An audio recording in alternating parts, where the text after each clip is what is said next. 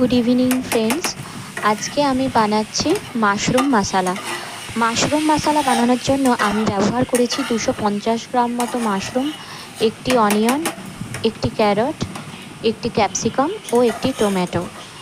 প্রথমেই সমস্ত সবজিগুলোকে ভালো করে ধুয়ে ওগুলোকে ভালো করে কেটে আরেকবার ধুয়ে নিয়েছি। প্রথমেই একটি কড়াইতে 2 চামচ মতো অলিভ অয়েল গরম করে ওতে 2টি এলাচ, 2টি লবঙ্গ ও 1 টুকরো দারুচিনি দিয়ে একটুখানি ওটা ফ্রাই করে নেওয়ার পর তাতে আমি কেটে রাখা অনিয়ন, ক্যাপসিকাম আর টমেটো অ্যাড করে ওগুলো ভালো করে ফ্রাই করে নিয়েছি। তারপরে আমি অ্যাড করেছি কেটে রাখা মাশরুম ও ক্যারট। সমস্ত সবজিগুলোকে ভালো করে ফ্রাই করে নেওয়ার পর আমি মশলা হিসেবে অ্যাড করেছি 2 টেবিল স্পুন মতো ginger garlic paste, half tablespoon মতো টারমারিক পাউডার আর 1 টেবিল স্পুন মতো কোরিয়েন্ডার পাউডার আর হাফ টেবিল স্পুন মতো কিউমিন পাউডার আর হাফ টেবিল স্পুন মতো সল্ট। এগুলো অ্যাড করার পর একটি গ্রিন চিলি অ্যাড করেছি।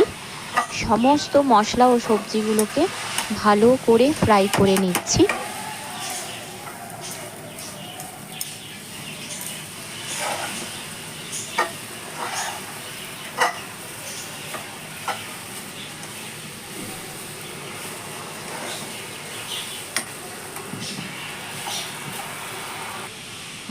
এবারে পরিমাণ মতো জল অ্যাড করে দিলাম।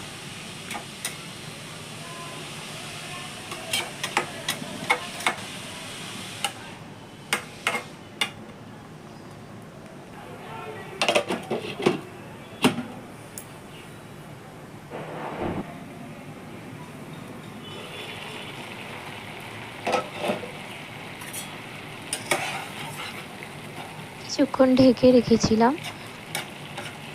সবজিটা বয়েল হচ্ছে, একটু মাঝে মাঝে নাড়াচাড়া করে নিচ্ছি। এর মধ্যে বলে রাখি, আপনারা গ্রিন চিলির জায়গায় ব্ল্যাক পেপার ইউজ করতে পারেন।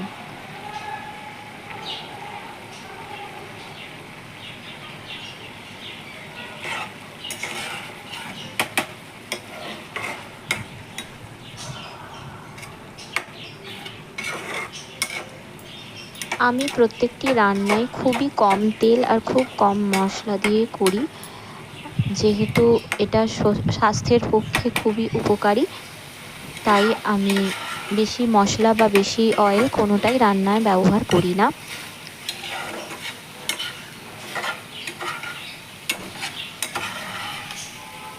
সবজিটা হয়েই এসেছে, জলটা শুকিয়ে গিয়েছে আর সবজিগুলো ভালোভাবে বয়েল হয়ে গিয়েছে।